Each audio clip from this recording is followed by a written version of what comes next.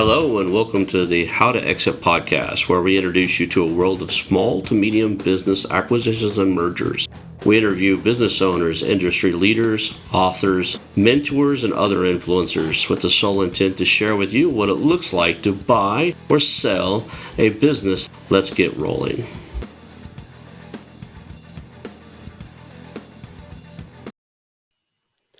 Hello, and welcome to the How2Exit podcast. Today, I'm here with Marty Fahncke. Marty had his first business exit over 20 years ago when a business he launched with a couple of friends was acquired for 7 figures after just 18 months in business.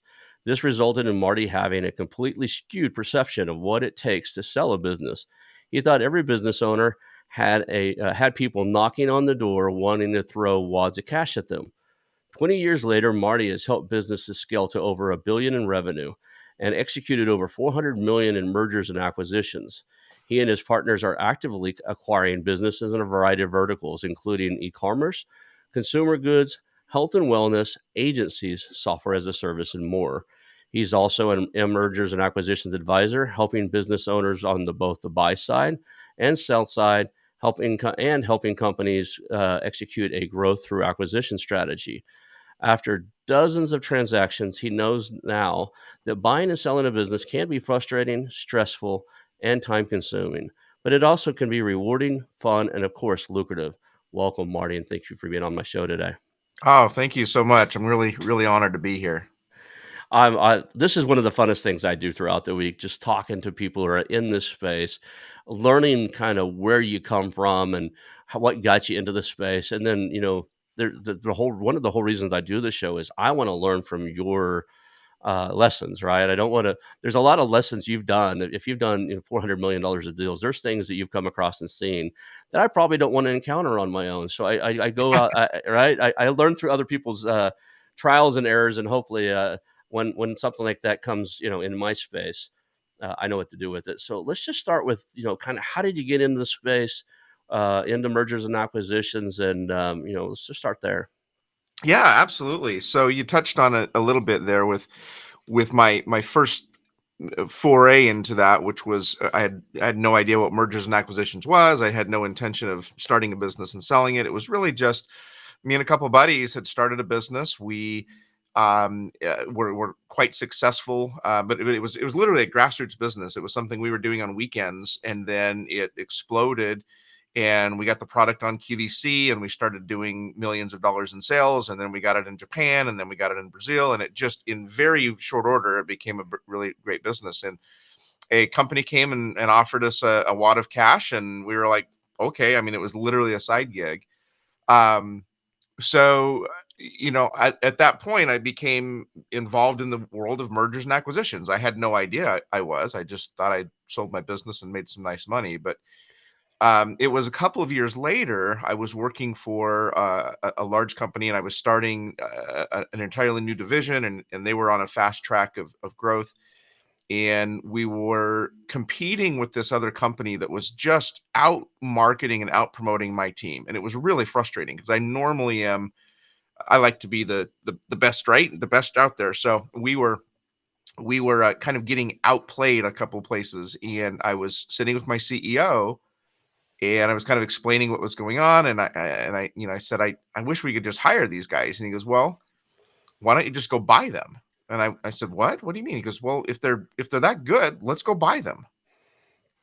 Okay, that's an interesting thought. I never even thought about it. So I actually reached out to him, and these were essentially sort of competitors. They were, let's call them cooperators. They were in some ways related to the business, in other ways competitive to the business. So I reached out and I said, hey, would you guys be interested in selling your company? And they're like, sure. So we began conversations, and within about 4 months we had acquired the company, and all those guys worked for me. And then I learned about the concept of acqui-hire, and I learned about the concept of growing through acquisition and not just organically. And until that time, I'd been very successful growing many businesses to hundreds of millions of dollars, but all of it through sales and marketing.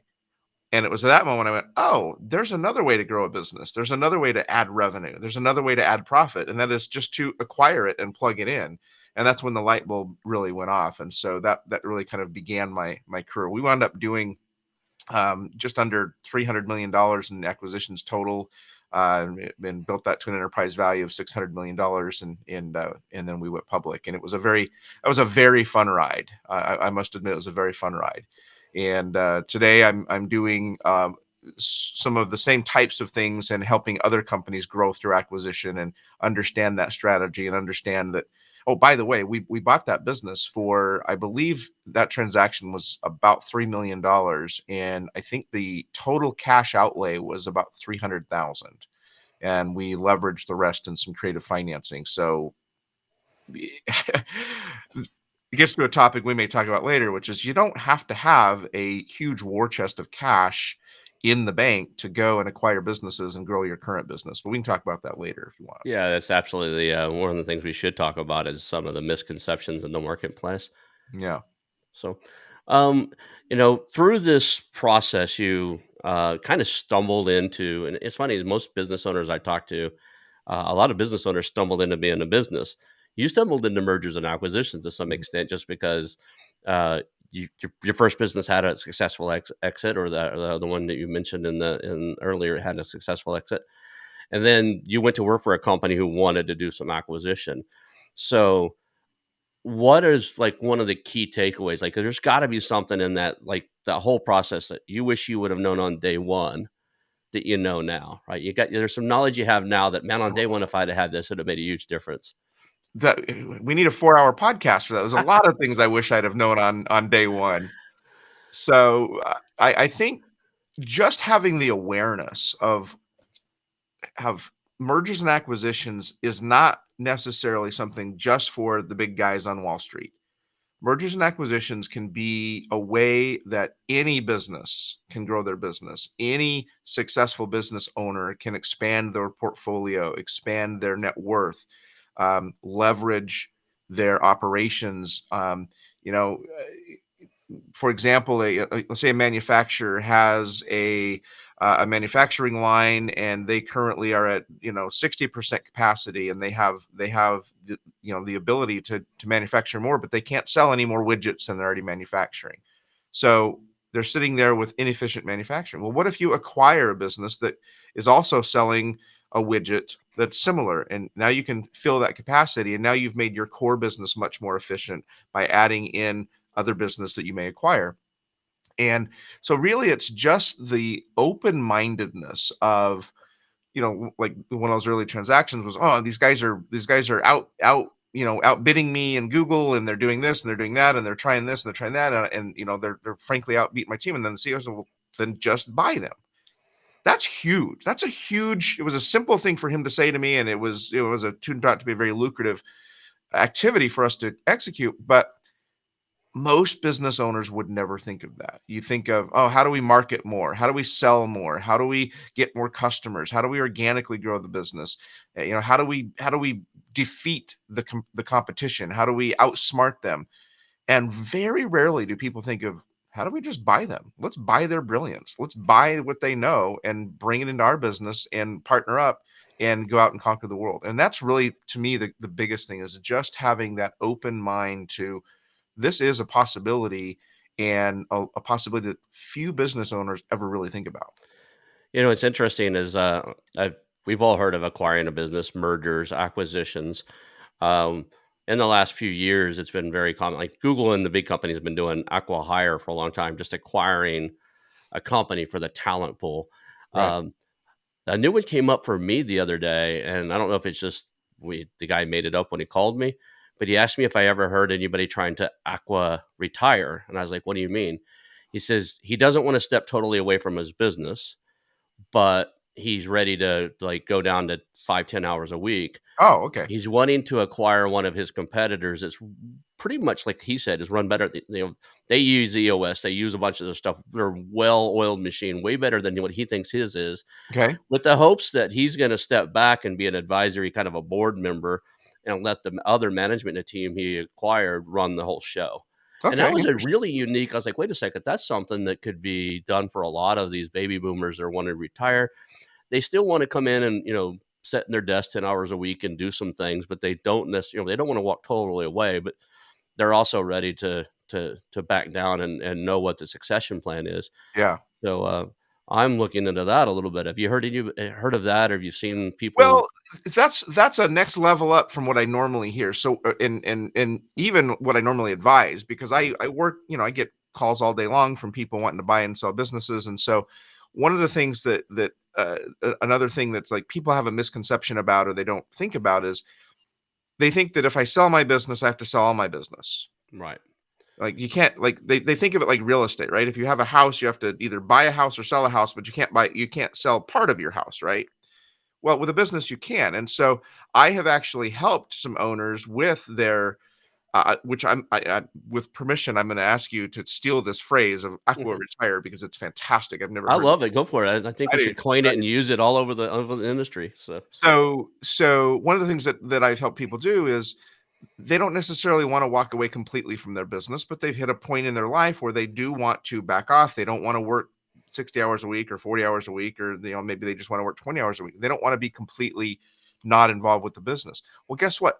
That makes a perfect retained equity deal where I'll have somebody else they don't necessarily want to they want to have a business that's minimal risk, right? If the current owner is staying on and you're a new buyer, your risk is much lower if you have their intellectual property that's still there. You have their expertise, their network, their connections, etc.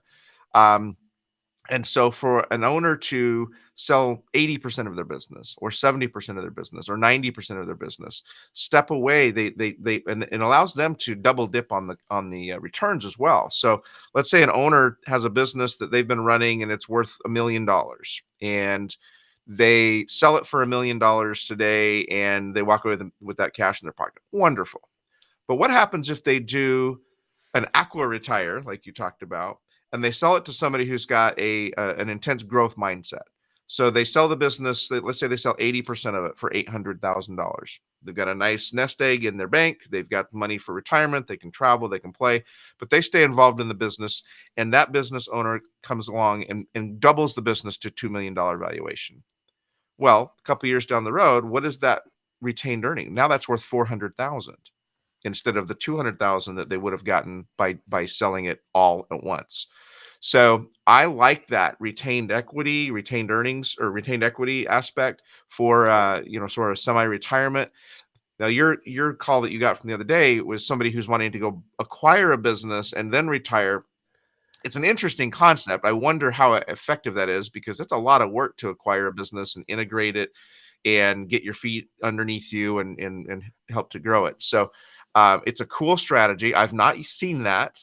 I'd love to follow up with you and hear how this person did because it's very interesting strategy. But as far as like aqua retire, that is absolutely something that I've seen many times. And again, it's oftentimes something that I've counseled somebody who calls and I realize they're not ready to completely let go of the business, but they do want to step out of the day-to-day operations.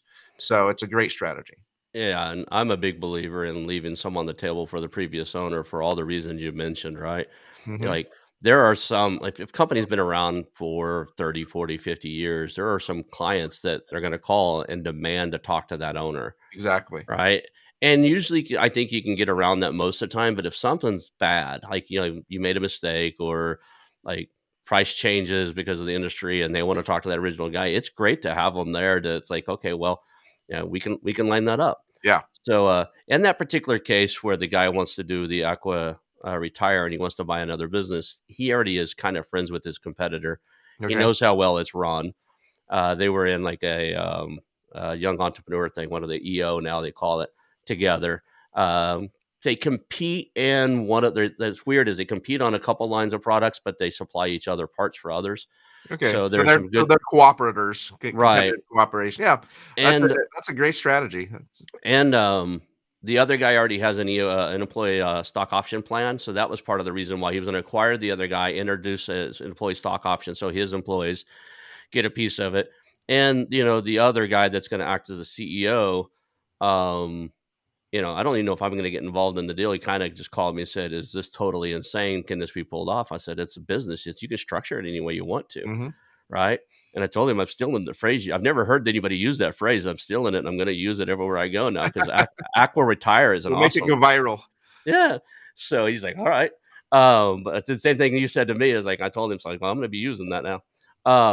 But yeah, his is a unique case in the fact that, he's wanting to acquire a smaller company that's better run so that management strategies and that management mentality can help run his, and he can step back.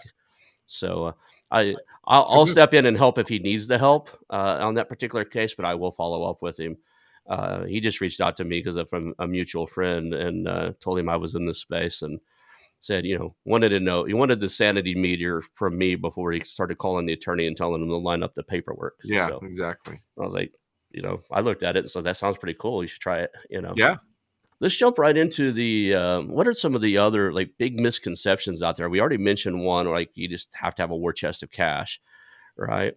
Um, Yeah, so we can talk about that. So I get a lot of business owners who talk to me about, well, I'm not interested in selling my business, but I'm interested in growing. Or usually what I hear is someday I'd like to acquire other businesses and grow my business through that. But and I always ask them, well, why someday? Well, the money, I don't have the money. And that's I hear that so often that I appreciate you giving me that opportunity to kind of share this, because it is a huge misconception that you need. People think, oh, I want to buy a $3 million company and I need $3 million in cash.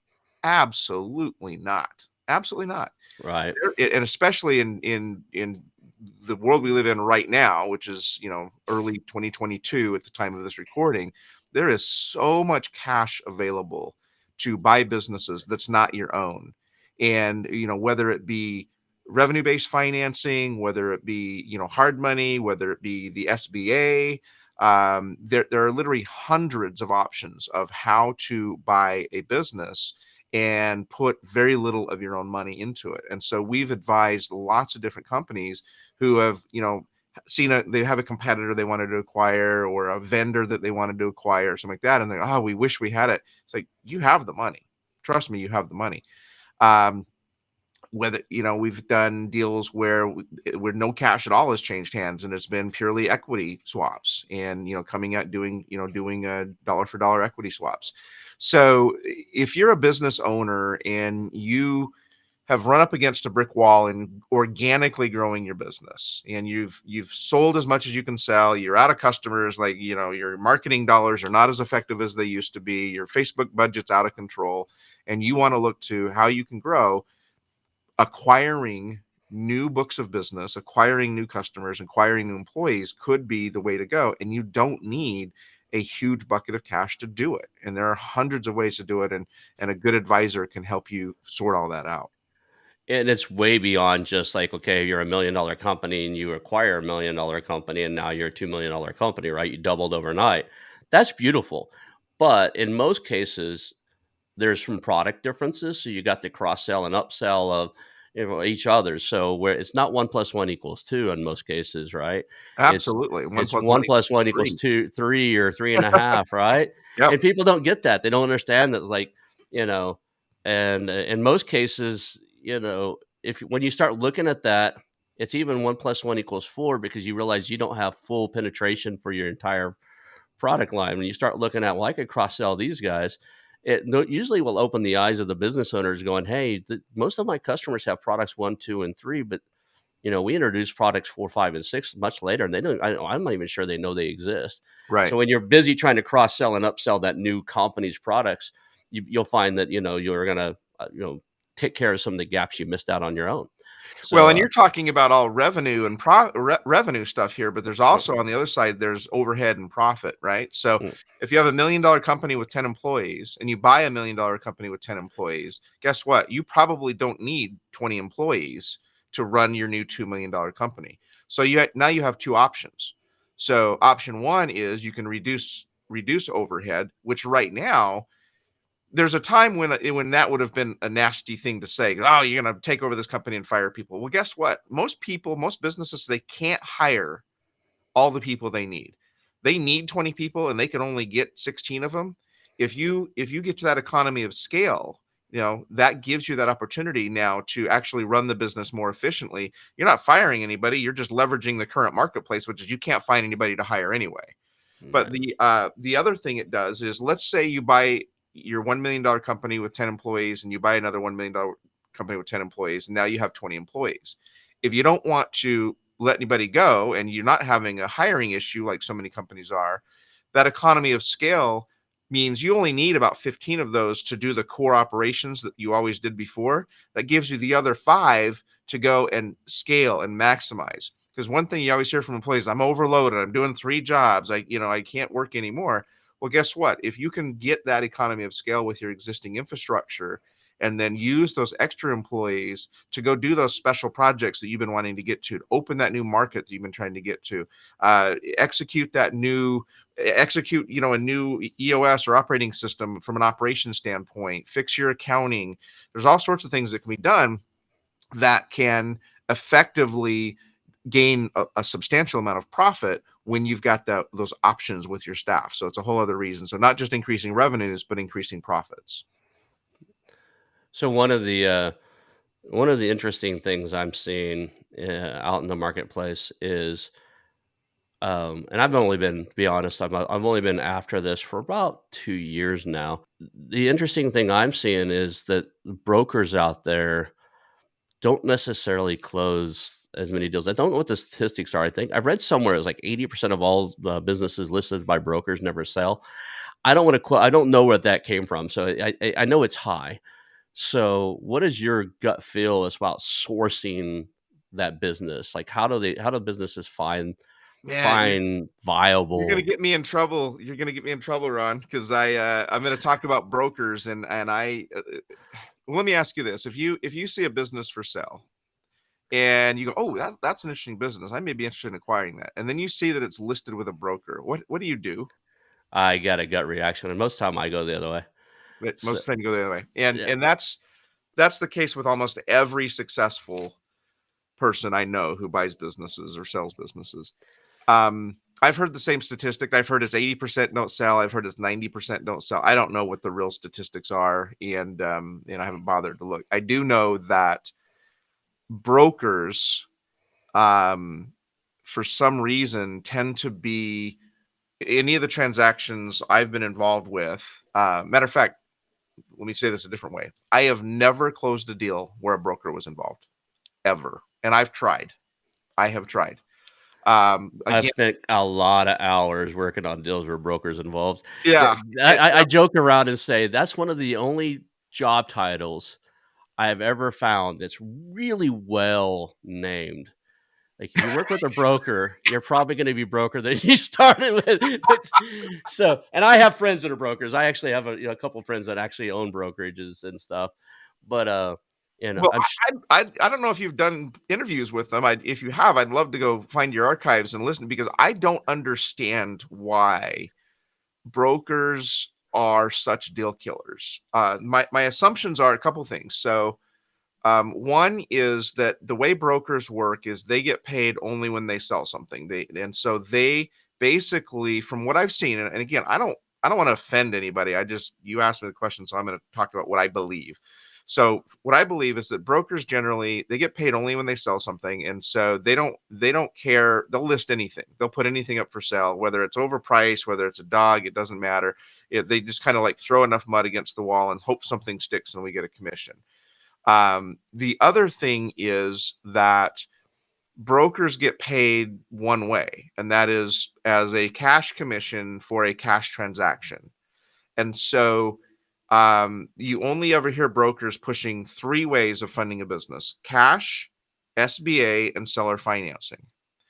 And I mentioned earlier in this podcast, I know of over 200 ways of funding a business. Well, guess what? You can't pay a commission, or as a broker, you're less likely to get a commission on a deal that's all equity funded, or a deal that's where we've had ones where we've had airplanes in the mix, and different things, and swapping this and doing that and all sorts of crazy stuff. So I think the reason brokers are such barriers to closing deals is because they only allow transactions that fit within this narrow parameter of this is the kind of transaction where I can earn a commission. Again, I could be totally wrong, but I would love to understand why brokers, are such barriers to closing deals. But I'm the same way. When I see a business for sale and I'm interested in it, as soon as I know there's a broker involved, I get very much either back away or exercise an incredible amount of caution. I'm in the middle of a deal right now with a broker where we're advising the seller, and the broker has brought a buyer for the business. And so I'm very intrigued to see if this is going to close. The broker himself is a very nice guy. So far he's been much better as a person, in communication and everything else than other brokers I've dealt with, but we'll see if the deal actually closes. But yeah, I don't understand why, but I will say if you're looking to buy a business or you're looking to sell a business, I would highly advise not to use a broker per se because of the terrible track record that appears to be out there. Yeah, I actually had a couple of investment banker and advisors on the podcast, and I asked one of the advisors, "What's the difference between a broker and an advisor and an investment banker?" And his answer was absolutely brilliant. And the broker, in his mind, the broker finds a listing, puts it out on all the websites, waits for it to sell, and doesn't do a lot of stuff. Mhm. Most of your advisors build a exit portfolio or a data room, a set of data to sell it, and then they actually look for who would be perfect acquisition partners, who would be the perfect buyer, and then they reach out and actually cause a multiple bid scenario because they reach out to multiple people that fit that criteria. It's an active instead of a passive campaign to sell the business.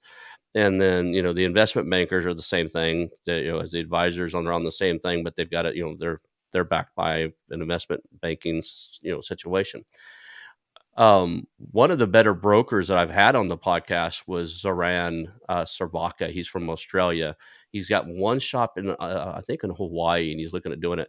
Been doing it for 18 years, but he's very direct and upfront of the valuation model and not telling owners you're going to get, 5 or 6x when, you know, the way it's, if they ran perfectly, they would get 3x, and the way they're currently running it, they're probably going to get 2. He just Mhm. really the way, and he's closed quite a few hundreds of deals over the 18 years, but and he's got I think he to his claim, about an 80% close rate, but it's because he's pricing them right from day one. Yeah. So when I do put brokers on here, I interview them a little bit beforehand. I don't just let them just walk on like you. We met, we're on the show, we're talking, Right. right?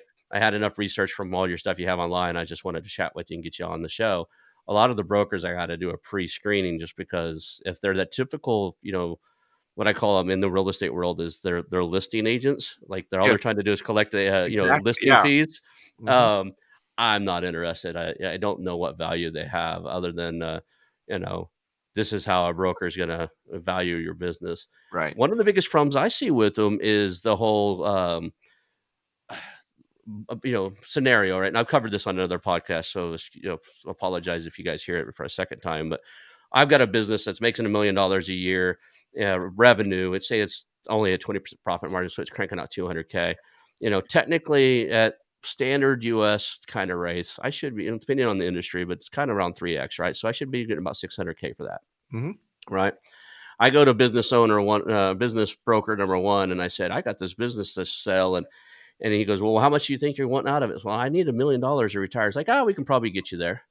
Right. Well, we already know it's worth 600, but this, the brokers like just said he'd get you there. So, well, I already got, I'm the business owner. So I've already got 2 other appointments, other brokers. Let me double check and then I'll come back to you. Right. I go to business broker number 2 and I go, hey, I just got off the phone with the other business broker. I'm doing these numbers. I give them my numbers. And I was like, I really want $1 million to retire. And the last broker said he could get me there. And the next broker goes, well, I can get you 1.2. Exactly. Right. You get into a broker bidding war. Yeah, and by the time you get to the third one, it's 1.5, and of course, as a business owner, I want the guy that's going to get me 1.5. He listed it never sells because it was only originally worth. It's only truly valued at about probably 500 to 600K, Yep. right? Yep. S- Those are the ones that I have those conversations. They call me about usually 6 to 9 months later. Mhm. and they say, "Oh, I was with this broker and they never did anything. I never saw a buyer. I never heard any, like, it was just nothing happened." Well, nothing happened because it was massively overpriced. And then they say, can you help? And I say, "Yeah, I can help, but only if you price it right." And your earlier explanation of the difference between an advisor and a broker is spot on, and I'm really glad it was spot on, because when you said that, I was like, "Ooh, I hope it's going to agree," because I consider my firm an advisory firm, and I was hoping you were going to say what you said, so that was perfect. So yeah, we yes, we do the things where, when we're advising a company to sell, we tell them to put it on Biz by Sale, or Flippa, or Microacquire, or the different places, Search Funder, all the different places you can put a business. But we are extremely strategic in finding buyers. So we'll sit down, and I ask every client we work with, I say, "Give me 100 names. I want 100 names of who you think would make the perfect buyer for your business." And we have a team of researchers that goes through and finds out, who's the contact, and who do we need to talk to. If it's a great big company, do they have an M&A division? If it's a smaller one, who's is it going to be? The president? Is it going to be a some sort of chief growth officer? Who's it going to be? And so we'll find out who all those contacts are, and then we actually go out and approach them. We do cold calling, we do emails, we do LinkedIn connections, we do direct mail campaigns, postcards, you name it, to reach those prospective buyers. And we generally find, I would say, a good 40% of buyers for a business comes from the sphere of influence of the business already. So whether it's the existing clients, whether it's existing vendors, whether it's competitors, partners, you name it, we always ask those questions of, okay, well, who are all your vendors? Who writes checks to you, and who do you write checks to? That's our first start of our list. And then we look at, who are your competitors? And then which of those competitors do you think would actually make a great acquirer for you? And that always gets this, like, clenching, I don't want my competitors to know I'm for sale. They're not going to know you're for sale. We're going to approach them blind, and we're going to say, "Hey, we've got a business in your industry," and we're going to, and so they're not going to know it's you until they're pretty far down the road. And a good number of our businesses do sell that way. And that is really critical, the difference between advisory and we can help. The other difference is that we can do that for clients, or we can just advise. And we have a lot of clients who they do all that themselves. They go out and start putting things together, and they do all the marketing, they do all the promotion, they handle all the tire kickers, which is always fun. Um, and we just give them the strategy. We give them, how to price it, and how to put together your data room and your CIM and whatever else. But we aren't actually executing the effort for them, which can save them a lot of money in the upfront. Now, generally, we stay involved in the negotiations and making sure everything gets closed. But yeah, we can save them quite a bit of money over normal broker fees. And frankly, as you mentioned, when you're out there strategically targeting specific buyers who would make good buyers for the business, generally you're gonna have more potential buyers, and maybe get it into a bidding war versus just throwing it out there on a website and hoping somebody contacts you. So Right. perfect definition description. And to your previous point before we got into this conversation, where you were concerned what I was going to call the definition, it's always okay on my podcast if I say something wrong. Call me out. It makes good podcast, right? It's like I'd Right. rather be called out than have bad information out there Oh yeah. anyway. So, like, yeah, that's not exactly how that works. I am humble enough to know that I'm new enough in this space that I too probably have some misconceived notions about how everything's supposed to work, Hmm. right? And I'd much rather learn from you on the podcast than I would for, you know, running a multi-million dollar company and doing it wrong, or doing, Sure. making a, you know, I'm going to use a colorful acronym. I'd hate to get a hold of something and totally turn it foobar, right? Yep. So, you know, I seen in the intro we talked about you're doing some acquisitions now, right, in different industries and Yeah. stuff. What is the exit plan? Your last company you were working for, that you did all the big acquisition for them. You said you took that public. One of the things that I want to know is, as we're acquiring businesses and stuff, do you already have a kind of preconceived, we're going to do this, acquire them all, package them together, and do a roll up and take it public, or we're going to sell it to private equity, or kind of what is your exit strategy on some of the stuff you're doing currently? Well, the answer is yes to all of the above. And the reason why that is because I have a lot of partnerships. I really enjoy working with partners who are complement areas where I'm not as strong, or areas where I don't have as much interest, and working with them to help them succeed, which helps me succeed and helps my team succeed. So I actually have a couple of different strategies or projects going on with a couple of different partners. So there's one where we're building up that exact, doing a roll up in the home healthcare space, and working on building that out. We've secured the funding, and we're acquiring, and eventually we do want to sell that to PE. I have no desire to go public ever again. That is a brutal process, and yeah, right now frankly, I think there's more money in selling to PE than there is even going public, especially when you look at the opportunity cost and the time. So I've got one project where we're working on a massive roll up, and they want to sell that to PE. I've got another project where we are looking at just kind of consolidating. We probably won't sell to PE, but we've got a certain couple of packaged goods companies that we believe we'll be able to sell to. I helped a company um, several years ago grow and then get sold to Church and Dwight, which is the big packaged goods company that owns like Arm and Hammer and all that kind of stuff. And so we've specifically got a kind of a consumer packaged goods play going on there. And then I have other projects that are more buy and holds. As I start to think about what retirement looks for me, I don't have any desire to like quit and go play golf. I've had for many years, I've had a vision of what retirement looks for me, and that is at one time. That's funny because I had this vision of, I've far exceeded where I originally started, but I wanted to own 10% of 10 companies around the United States.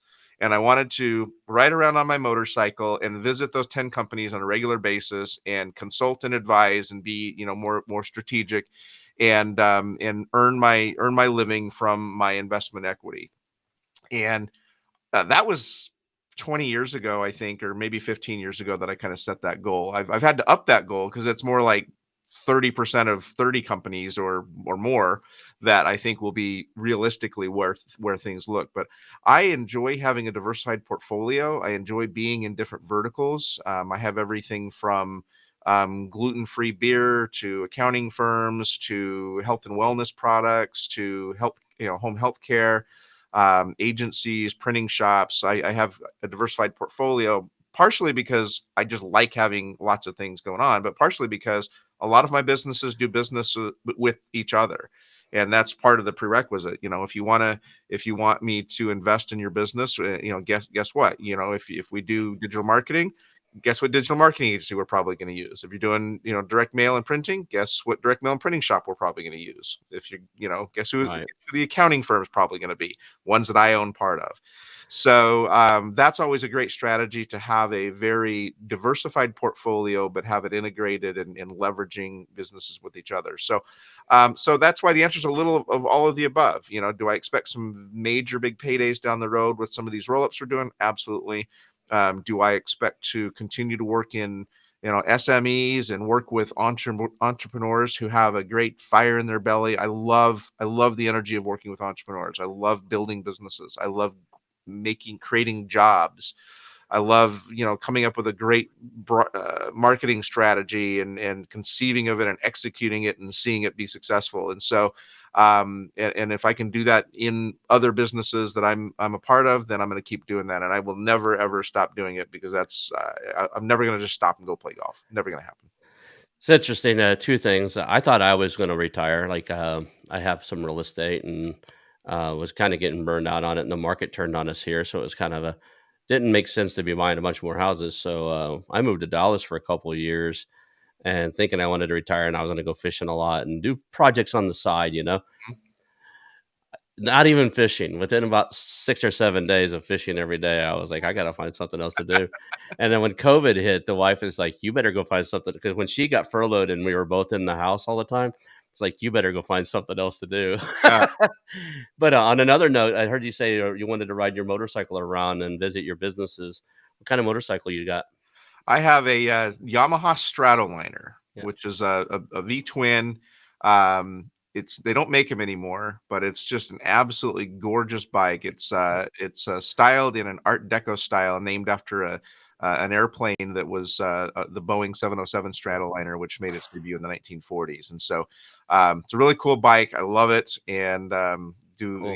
I'm on it as much as possible. I'd be on it right now if we weren't doing this podcast, because it's supposed to be 65 degrees I today. need to I Should need be. to buy another one. I actually I used to ride. Going back to acquisitions and mergers, you have a you have a variety of your hands in a variety of different things. That's one of the things I love about this.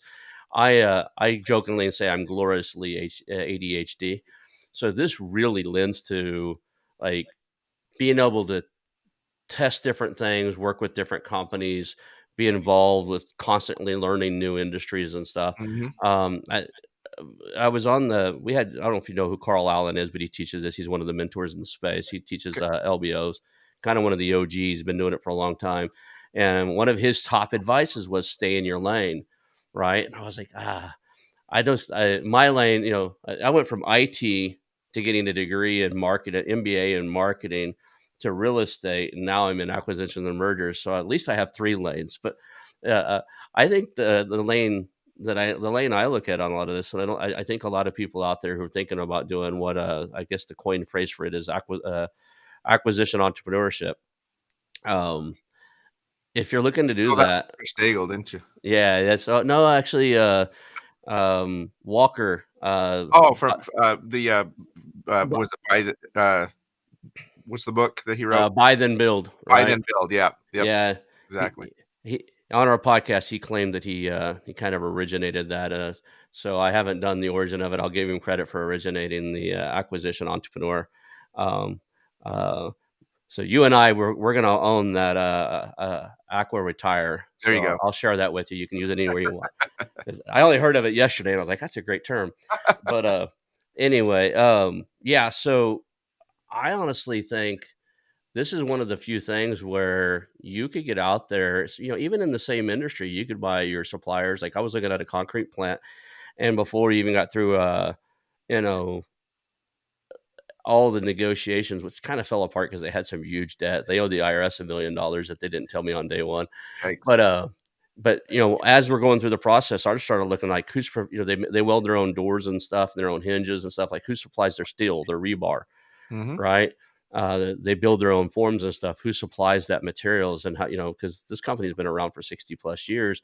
Their suppliers have been around for that while too. So I instantly started looking at, who am I selling to? Or would they be open to to selling to me, like selling their business back to me? And who am I buying from? So you brought that up earlier. So um, I honestly, not to go against Carl's stay in your lane thing. I get it. You have a higher chance of succeeding if you know the industry. But do you feel that it's necessary when you're Well, I buying? I think that it depends on your definition of lane, okay? So, some people hear "stay in your lane" and they think, "Okay, I've been in the concrete business, and so I should only look at doing M&A in concrete businesses." And that may be true for certain people.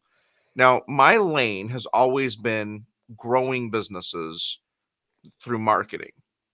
And so, but I've done a number of different types of businesses. So my lane hasn't been limited to a product vertical or a category vertical.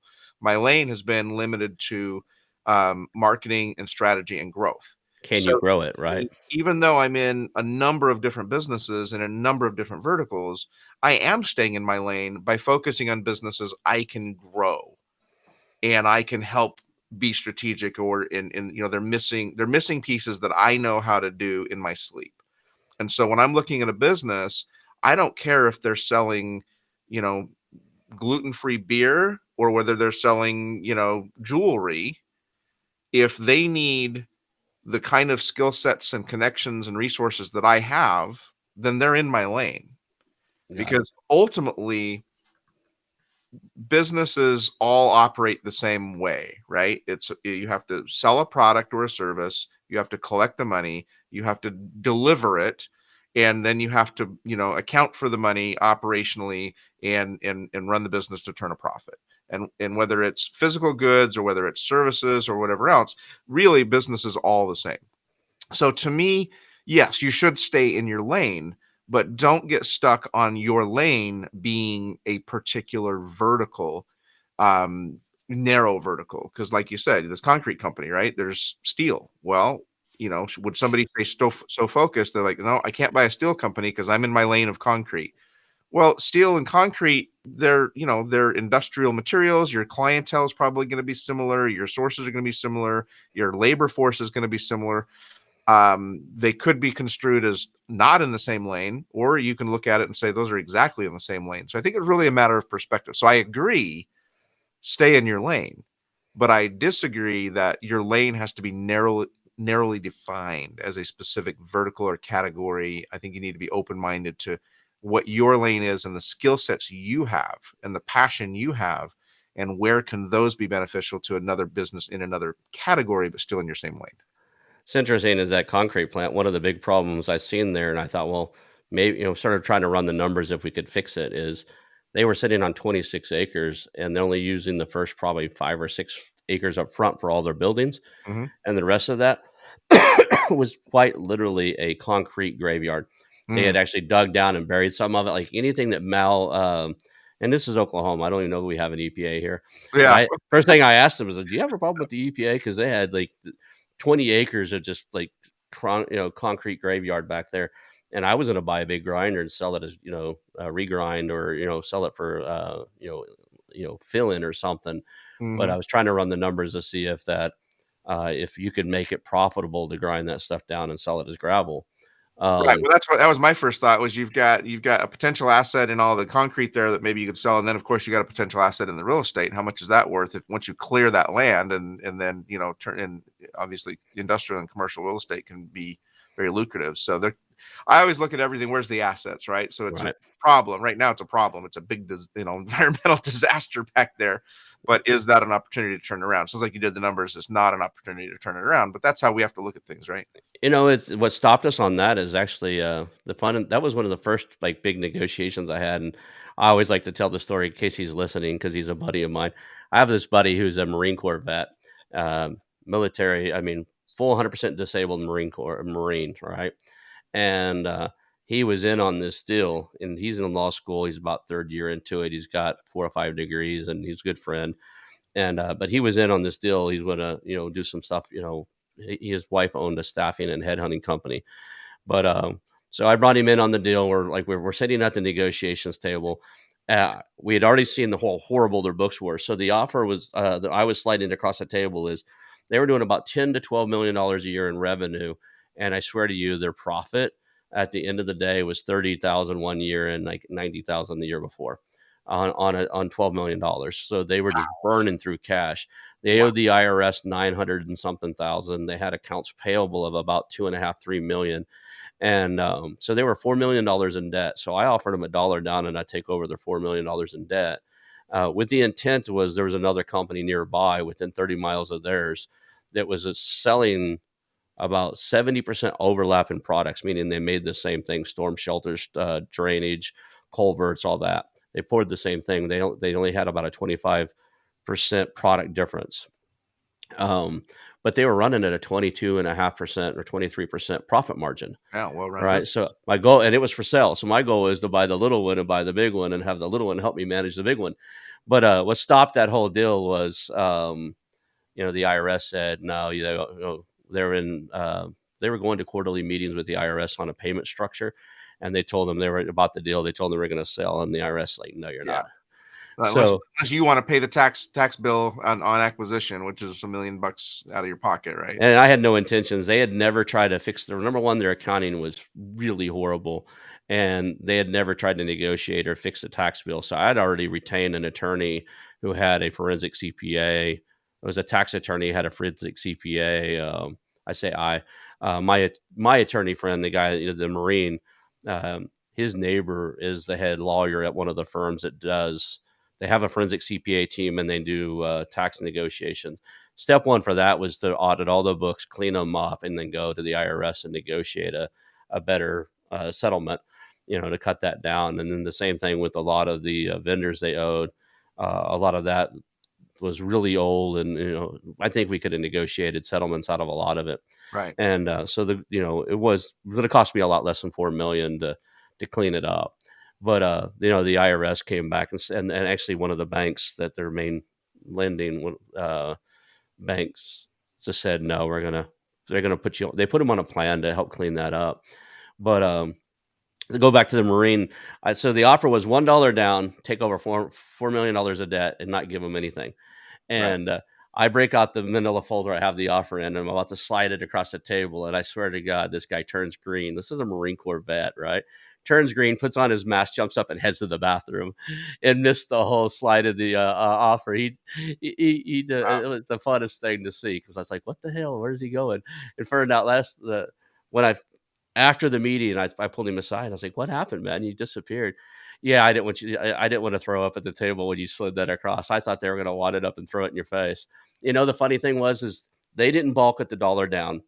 I had a clause in there because their books were really bad. I had a 45-day right of refusal. Basically, I could roll it back. I can unwind. I had an unwind clause in the contract. Hmm. It said for the first 45 days that we're in there running this, if we got skeletons we haven't seen yet, and we've seen some bad ones, we reserve the option to hand it back to you. And they were more concerned that I would go in there and run it for 30 days and hand it back to them than they were that I was only going to give them $1 down. No, we were going to leave 40%. We were Which doing a means they had 60%. skeletons they were hiding from you. Yeah. I said we're down to what we got 53 minutes now. We're getting close to the end. Let's make sure people know how to get to the hold of you. I enjoy these conversations. We could talk all day on about Yeah. mergers and acquisitions.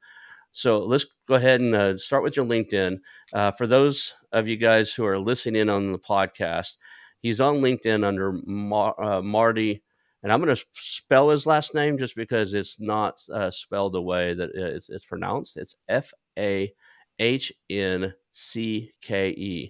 There So you go. if you go to your LinkedIn and you search that, or you can go to my YouTube channel, it's on the screen right now at the 53-minute mark, 53, 55 somewhere. You could jump to there. It'll be in the show notes for the podcast, and it'll be show notes for YouTube. And then his website I'll put that up. It's westboundroad.com. And that's just like it's spelled just like it said, westboundroad.com, westboundroad.com. So if you want to reach out to Marty, talk to him, get some of his advice, or maybe work a deal with him, that's how you get a hold of him.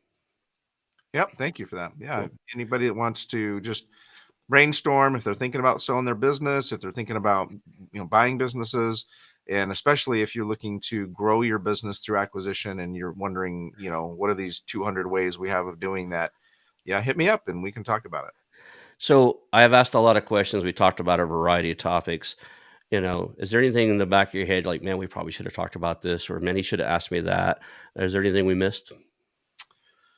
Um, Nothing in particular I can think of. I guess I love doing this so much. I mean, I'm having the busiest, without a doubt, the busiest quarter I've ever had in my life right now. It's like everybody in the world woke up on New Year's Day and made a resolution to buy or sell a business.